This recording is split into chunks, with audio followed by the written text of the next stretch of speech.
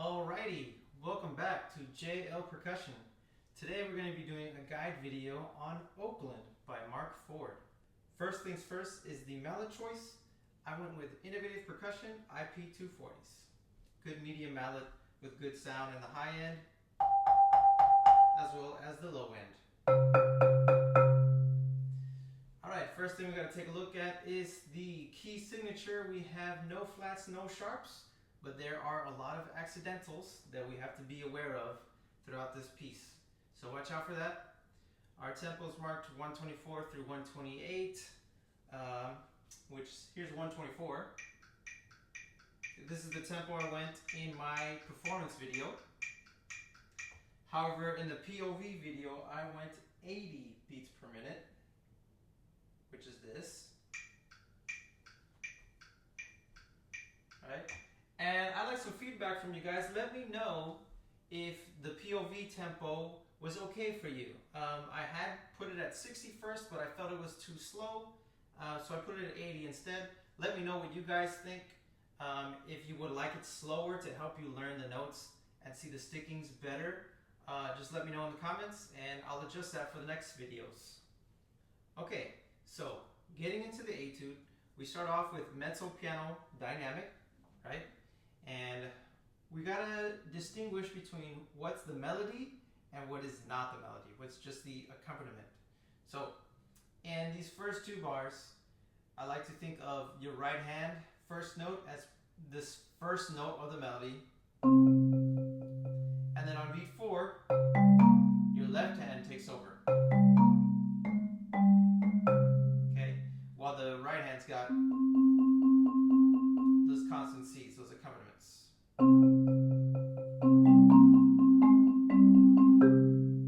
Okay. Right? And then when you get to that first note of measure 3, the G, I'd like to think of that also as a melody. So starting the piece.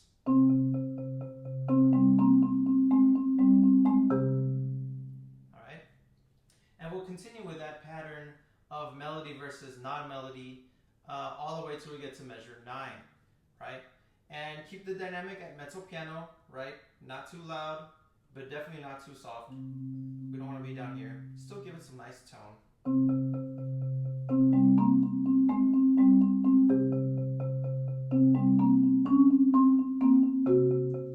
And this measure here, measure 4, gives us an interesting problem to deal with. We have the accompaniment and the melody being on the same note. Okay, so you can do a couple things to navigate that. One is you can adjust your beating spot. Okay, to come, your accompaniment comes back and your melody comes forward. And then once you go back to the B flat over here, you reposition your right hand back on where it was before. Okay, so you could do that. You could also kind of leave it as is if you want and play behind. I think that's a little bit more work to get from the D flat to behind your right hand. So I think it's better to just move back. Okay. And you're probably hearing a bunch of flams right now, which is something that we definitely have to be working on. Because we have the accompaniment and the melody at the same dynamic, and we're on the same note. Even we wanna try our best to avoid any flams. You'll find a couple in my performance video, but hey, nobody's perfect. So always be on the lookout for, we're playing at different heights to distinguish from the melody and the accompaniment, but doing so without creating flams. So here's measure 1 again.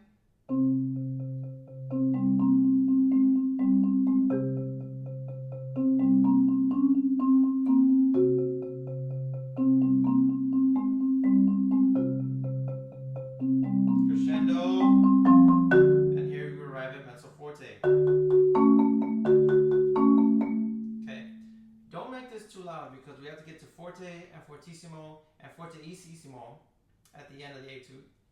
So it's just one dynamic jump up. All right.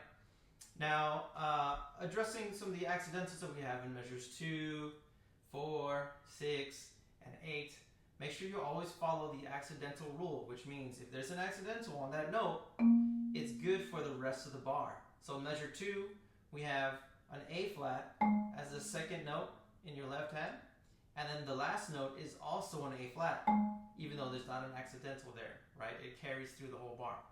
And then the next bar, it resets, right? Same thing for measure 4. We got your B flat, D flat, C, and then we have a B, right? But because the accidental rule, it's still the B flat. So make sure you're aware of that accidental rule.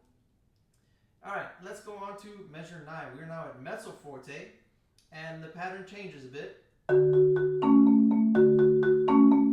we got groups of 3. And on that last group of 3 with the A's is when the decrescendo starts.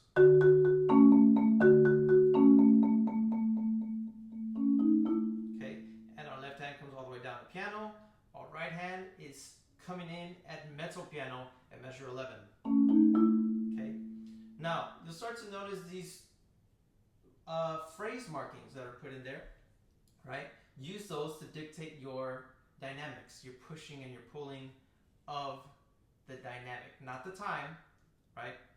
But it's to give direction to those melodic lines, okay? So, for instance, if we start at measure 11, your right hand wouldn't just stay the same dynamic. You could push a little bit, right? Just a small little swell, while your left hand stays at piano.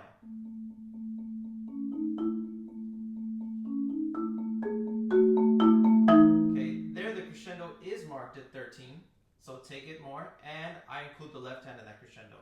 So back to pickups to 12.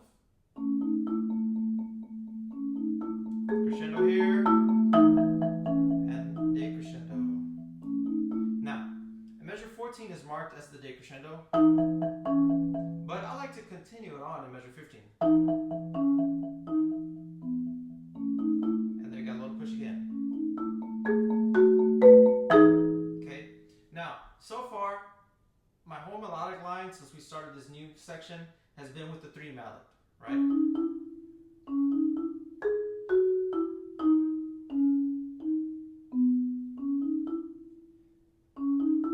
But here, I switched to 4 on the last note of measure 17 on that beat. And why do I switch to 4? Because what's coming up double stops on the D sharp and G sharp in measure 18 on that first ending. Okay? So rather than separate even further from this, having to move from here all the way to here, now if I do it with the 4, now we have a shorter distance to travel. So you always want to be on the lookout for economy of motion or efficiency of motion, right? So let's check out that section one more time. There are a lot of time signature changes here, so watch out for that as well. We start on the 2/4 bar, measure 11. 4/4, 3/4, 4/4. 4 mallet here, 2/4. Okay, now on that first ending right here, 1 and 2 and 1. Okay, a lot of people learn this and they add 2 and on the left hand. They go 1 and 2 and 1. Okay, but that's not what's written. Be very careful.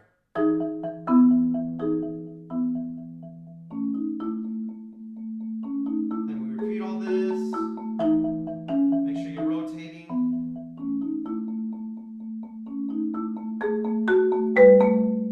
And I missed that note right there. But now, this time, we do strike that B with our inside mallet, R3, because the second ending starts with a 4 mallet on the E, right? And if I'm striking this B with the 3, the 4 is already in place, right? Efficiency of motion. Let's take that. Let's get into that. And of course, we're crescendoing. So here it is again.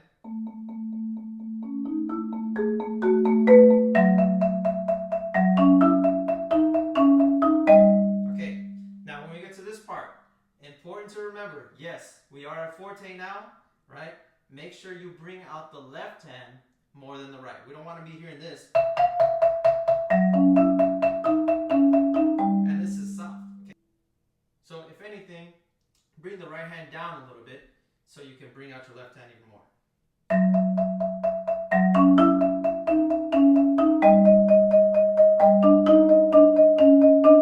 Decrescendo here. Alright, so when we get to measure 26, it's mezzo forte. But the mezzo forte you need to match is what you played at measure 9. So if you played measure 9 this loud,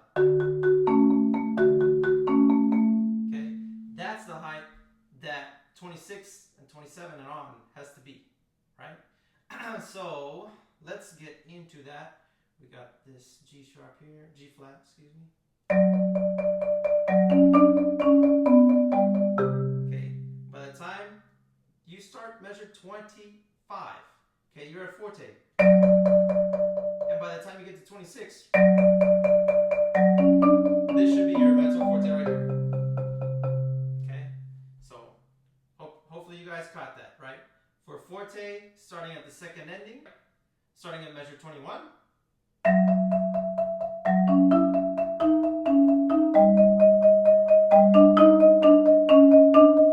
Decrescendo, mezzo forte.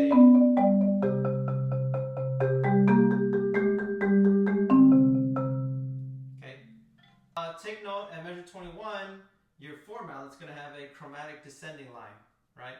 So I'm actually going for the center or the off center on all of these notes as much as possible, right? So you do have to shift a little bit faster.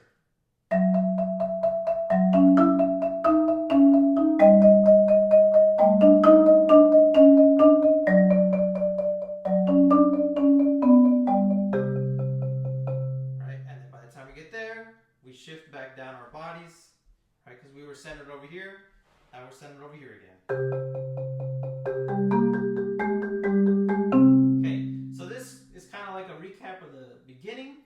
Although it's got a little flip to it. Before we had our right hand on the C, that would be the accompaniment. Now we have the G on the accompaniment.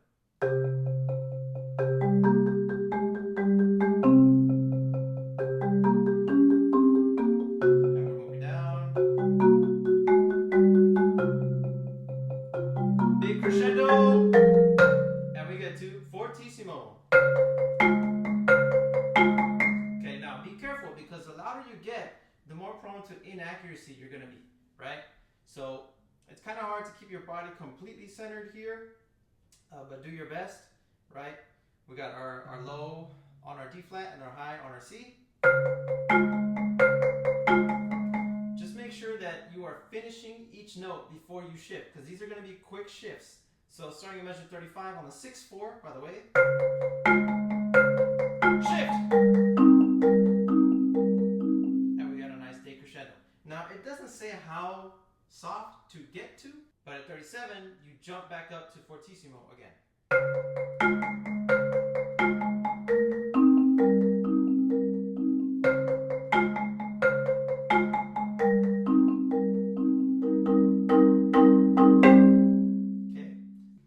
So at 35, you have your D flat major 7th chord.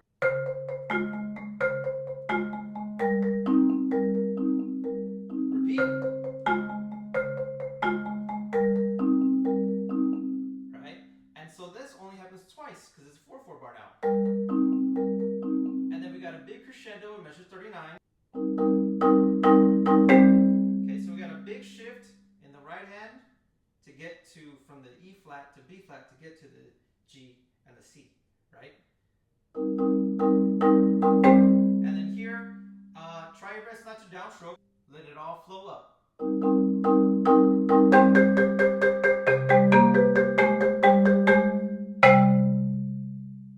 Alright, so then you keep this up. Definitely no downstroking here. It's got to be huge. Use your wrist and your arm. Big left hand. Not to downstroke. I know it's hard, but you gotta relax.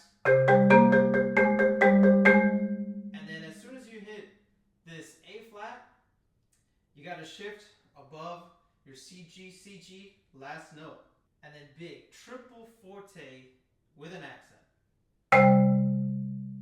Okay. There's a lot of takes I did, and I would get all the notes right, but then I would miss this.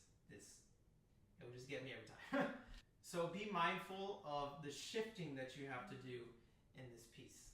And just like Fry that we posted a few weeks back, okay, this is meant to work on your single independent strokes. Okay, so we're trying to do everything with a rotation. As long as you focus on that stuff. So the other thing I would say that this works on is your single independent strokes along with the melodic and non-melodic functions of each note, right?